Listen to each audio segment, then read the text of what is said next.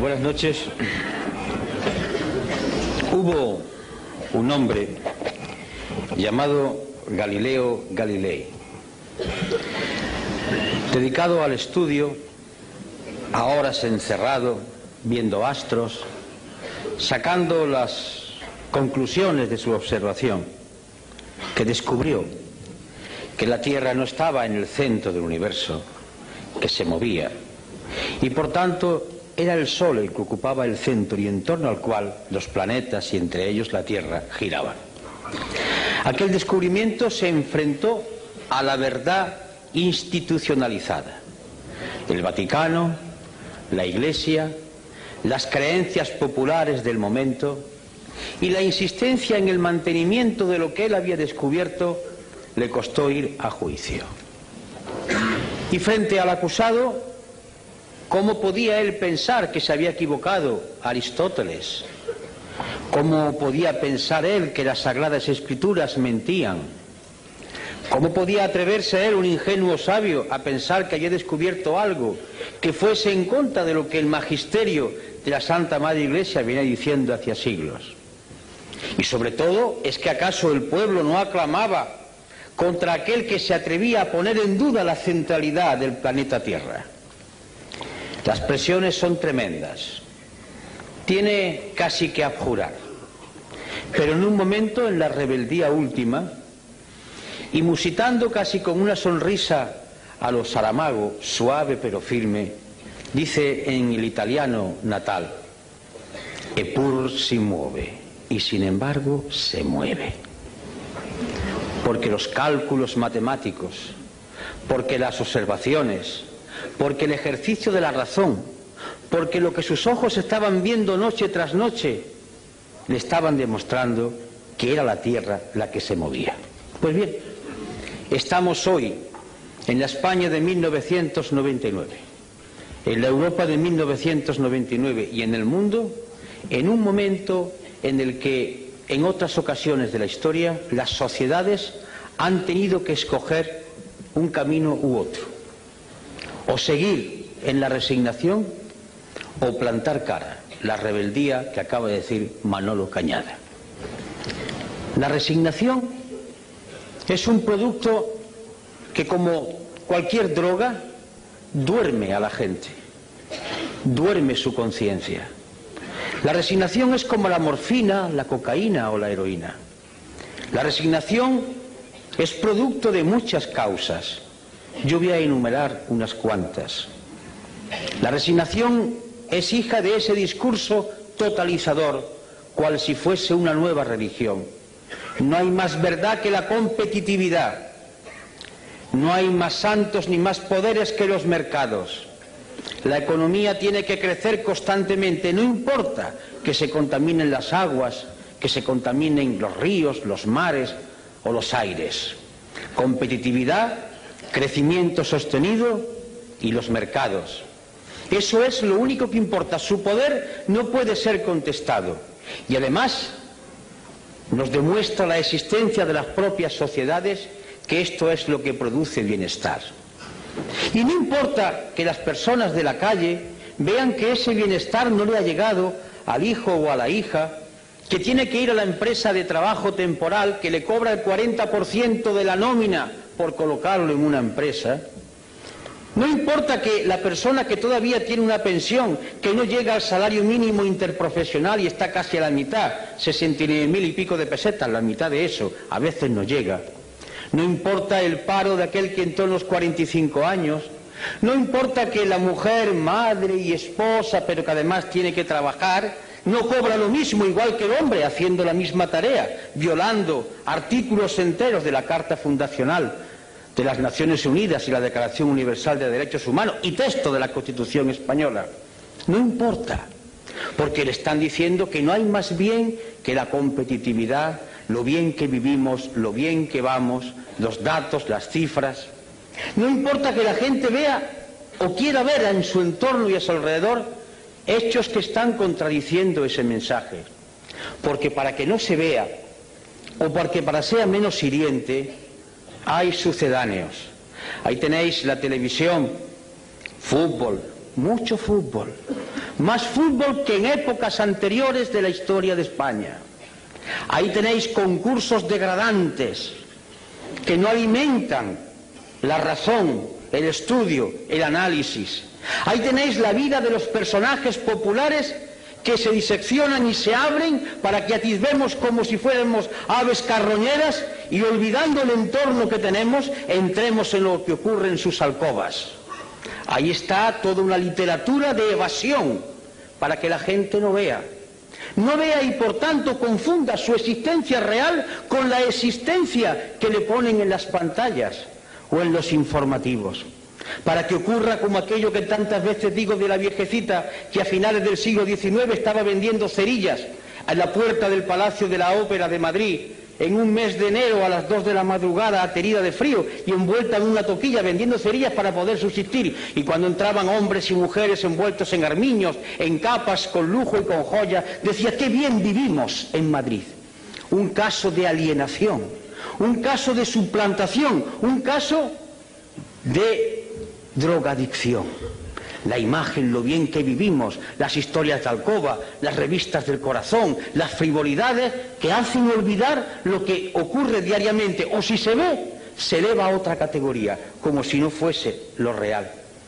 Resignación, además, porque el discurso oficial, que baja desde muchos sitios, baja desde los poderes públicos, baja desde las sentencias de los tribunales, desde las cátedras, desde las clases de EGB, donde el maestro escuela va inyectando ya unas determinadas ideas, baja desde la televisión y de los medios de comunicación el discurso de que no hay otra salida, esto es lo único posible, y si no, fijaros, estamos mal, pero peor estaban en el muro de Berlín.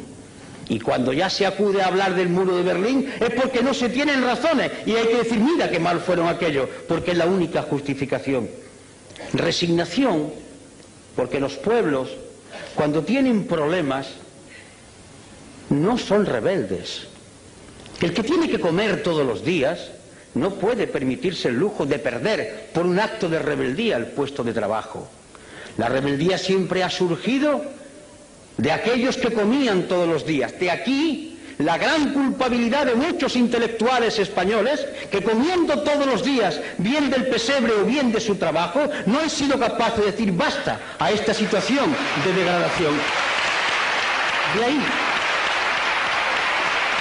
una resignación que nace de la evidencia diaria del paro, que es cierto, de ese paro que dicen que se reduce porque la estadística dice que cuando una persona trabaja 2 horas a la semana ya no está parado. Una disminución estadística de los empleos a tiempo parcial, de las horas extraordinarias que se imponen pero que no se cobran, de la angustia si mañana poder trabajar. Eso es resignación. Resignación que cae sobre un pueblo que se da cuenta, además, o no se da cuenta porque no le gusta o no quiere verlo o no dejan verlo, que estamos yendo hacia atrás, que estamos llegando a cotas propias del siglo XIX, que aquella seguridad social para todos, que el tema del subsidio de desempleo va bajando continuamente en contra de la Declaración Universal de los Derechos Humanos o de la propia Constitución. Resignación que surge de la culpabilidad del propio parado. Uno de los éxitos, entre comillas, del sistema americano es conseguir que el pobre, que el miserable se sienta culpable de su situación. Es la filosofía calvinista, hija del protestantismo.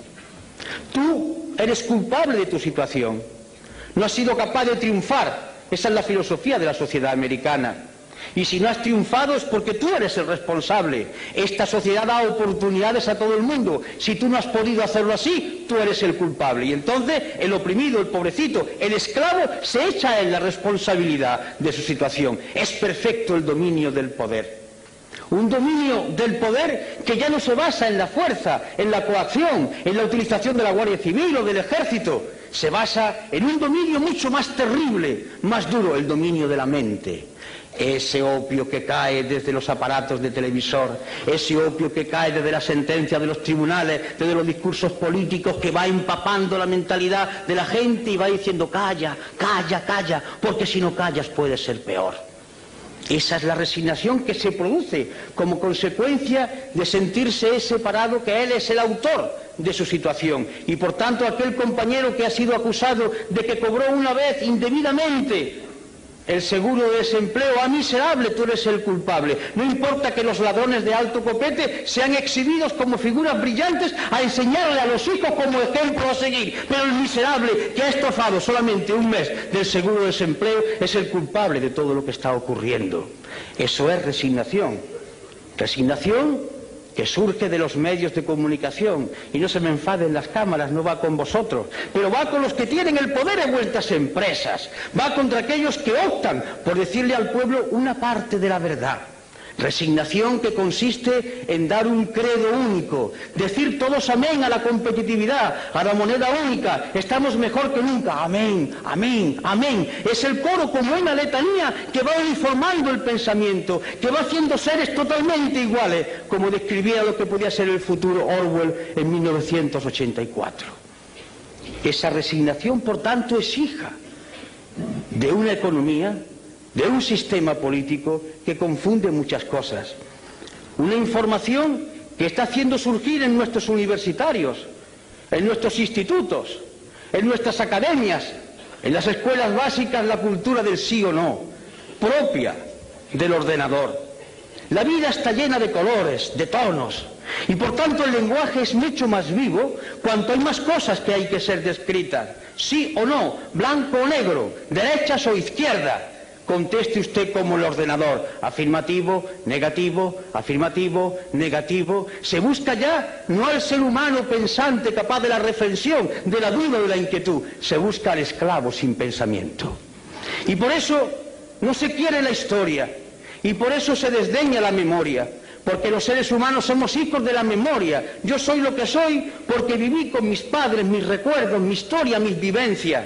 Yo soy la actualización de todo un pasado que está vivo. Si me quitan la memoria soy un zombi, un muerto viviente. Y queremos pueblos de muertos vivientes, que se estimulen por el último partido del Barça Madrid, que se estimulen por la última historia del tal o cual conde o de tal o cual señora, que digan en los corrillos, incluso en los parlamentos y en los lugares donde había que debatirse de los problemas, se cuenten chistes de la vida privada para olvidar la tremenda realidad. Escapismo, droga. Igual que la heroína, igual que la cocaína, droga, escapismo, sedar el pensamiento, aniquilar el espíritu crítico y por tanto fomentar la resignación y frivolidad, mucha frivolidad.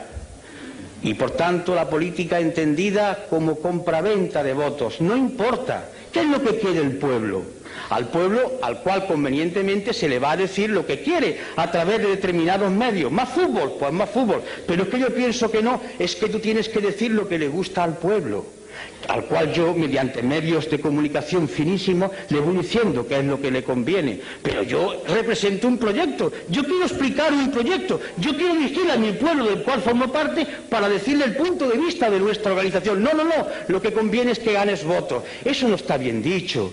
Tienes que ser respetable, tienes que hablar y decirlo políticamente correcto, el buen tono, como el chico de la burguesía del siglo XIX. Niño, eso no se hace, eso no se dice, tú lo haces por bajo cuerda, porque todo debe permanecer como si aquí no ocurriera nada. Es decir, la cultura de la hipocresía, crear una sociedad hipócrita, que miente a sabiendas, que sabe que está diciendo algo que nadie cree, pero lo importante no es decirlo, lo importante es que hay que hacerlo, pero que no se diga.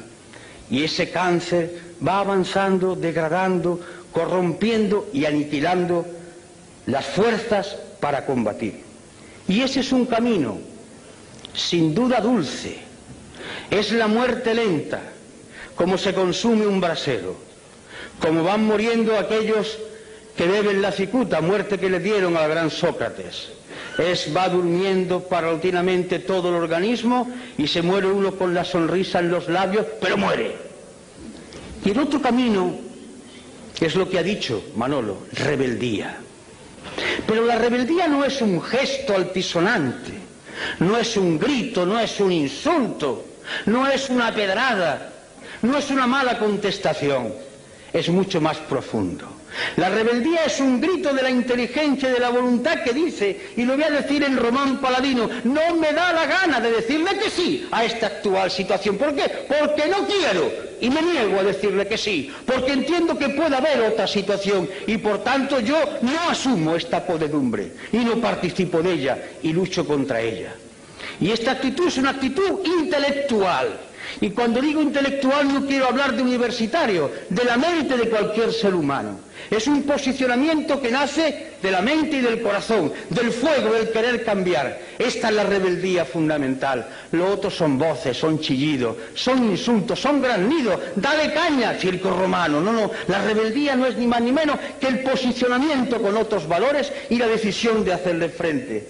Rebeldía para decir que no aceptamos que la competitividad y el mercado sean los que rijan los destinos de las sociedades, que entendemos que hay una Declaración Universal de Derechos Humanos que tiene que cumplirse y que eso significa sociedad de pleno empleo, donde el hombre y la mujer sean exactamente iguales, donde no haya marginados y que costará mucho tiempo y mucho sacrificio, pero es hermoso luchar, incluso morir por eso, porque morir tenemos que morir, muramos por lo menos luchando por un ideal noble y no consumiéndonos como un brasero. Y significa esa rebeldía fundacional en cuanto a entidad humana, significa defender con esa suave ironía, con esa tranquilidad que el maestro Saramago hace, porque es una gloria verlo contestar a los periodistas con esa suave ironía, con esa tremenda dureza de fondo, pero flexibilidad en el lenguaje. Significa defender que hay valores que deben ser mantenidos, el hermoso valor de la igualdad. Como decía uno, la sangre es roja y todos la tenemos roja, no hay sangre azul. Y además, como decía otro, todos los corazones, salvo alguna excepción, están en la izquierda. Por tanto, esa igualdad que hace que los seres humanos nazcan de la misma manera. Una igualdad esencial, no igualitarismo. Y por tanto, dignidad de la persona por ser lo que es, persona. Y junto a la igualdad, la libertad. Pero hablar de libertad es algo muy grande, porque libertad es asumir que se tiene la conciencia libre, que no es lo mismo que libertad de conciencia. La conciencia libre significa que yo puedo decidir si yo tengo todos los elementos para formular mi decisión. Estoy bien informado, estoy bien formado, me alimento todos los días, tengo un techo donde guarecerme, tengo una ropa que ponerme y una vez que tengo mis necesidades más elementales satisfechas, yo puedo empezar a pensar para ser un hombre libre. Porque si yo tengo que buscar el trabajo trampeando como sea, poniéndome en la cola del paro, vendiéndome por 4 perras porque tengo que comer los míos y yo no soy un hombre libre, aunque mañana me permitan que vaya a votar en las urnas. Yo voy movido por mi hambre, por mi necesidad de tener que venderme en cada momento para el trabajo. Y junto a la libertad, en sentido espléndido de la palabra, la justicia. Y no hablo de tribunales de justicia, hablo de eso tan sencillo de dar a cada uno lo suyo, que impere el derecho, que no haya distinciones, que todo el mundo sea medido por igual rasero, por el rasero de la ley. La justicia que consiste además en que se conforma una sociedad. La ley es la que puede hacer posible que conviva la gente en sociedad, mientras que la ley sea justa y se aplique con justicia a todos igual. Solidaridad.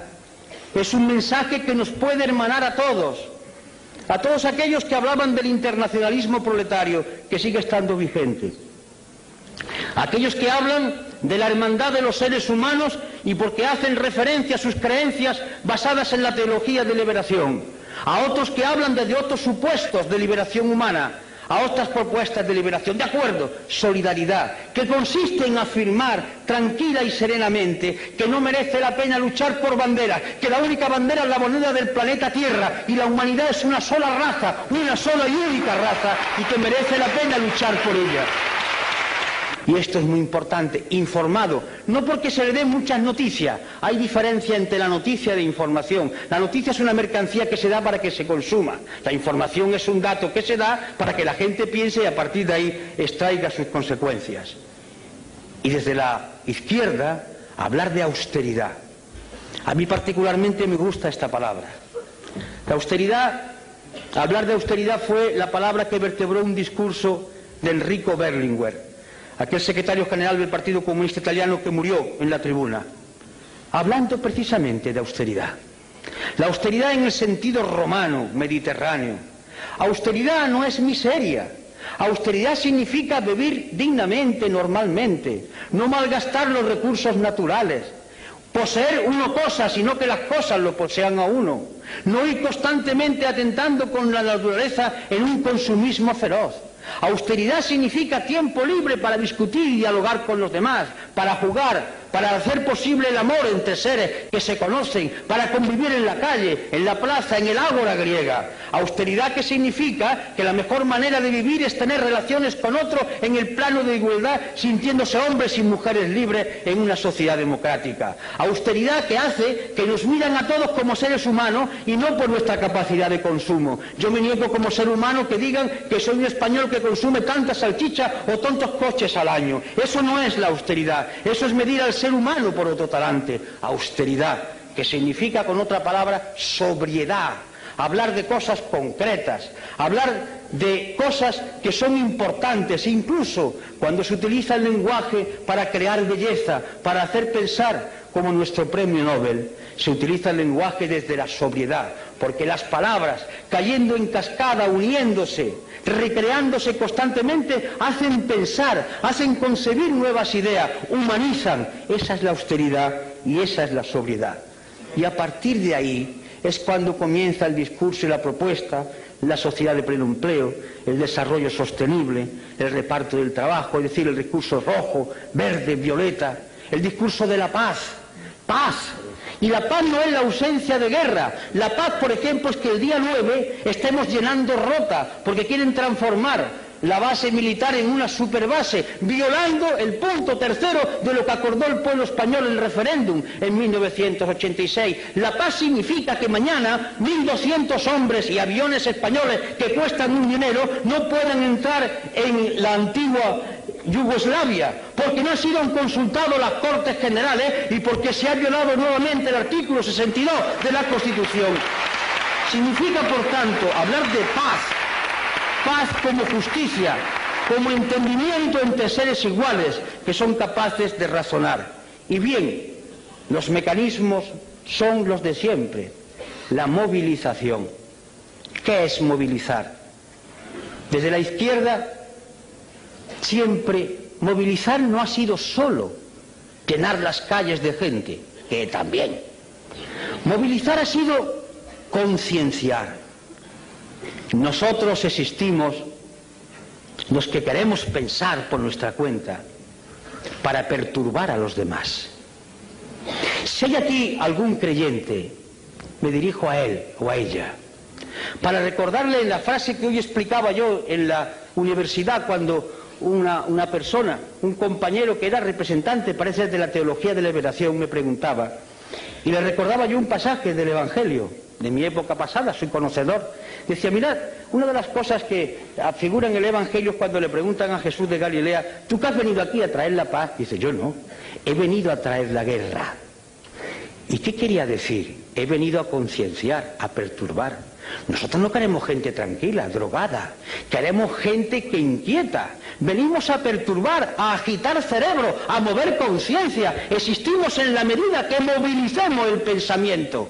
Como decía en aquella iglesia que en el barrio Naranjo de Córdoba, levántate y piensa, es lo más revolucionario que he visto en mi vida, porque la rebeldía empieza aquí, en la cabeza que dice, no sirvo, no me da la gana, no quiero asumir estos valores.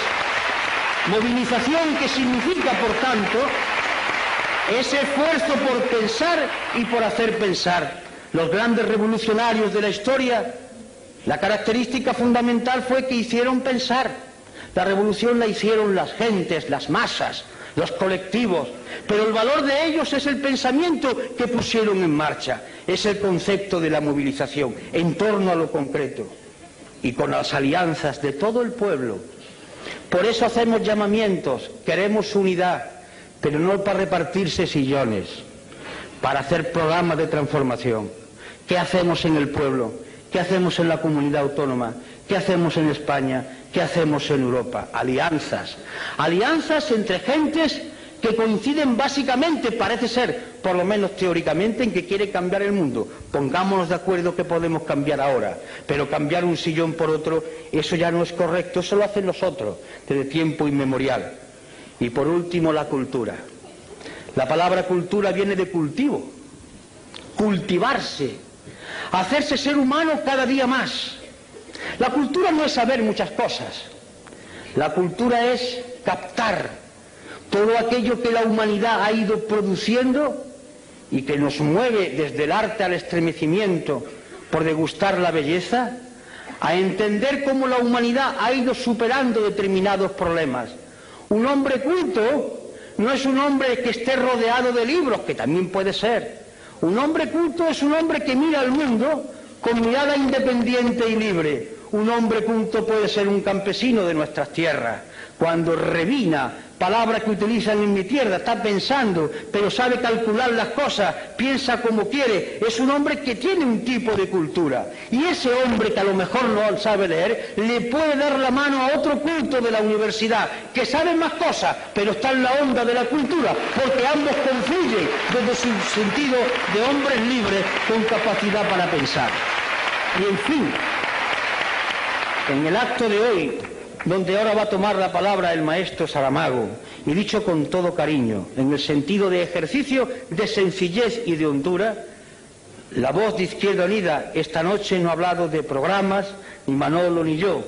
Hemos hablado, y os lo confieso, de lo que nos mueve a nosotros, a él, a mí, a José y a los demás compañeros y compañeras. No sé lo que ocurrirá en los próximos meses o en los próximos años, pero la decisión de mantener este discurso es firme por nuestra parte. La vamos a seguir manteniendo, no lo pensamos cambiar.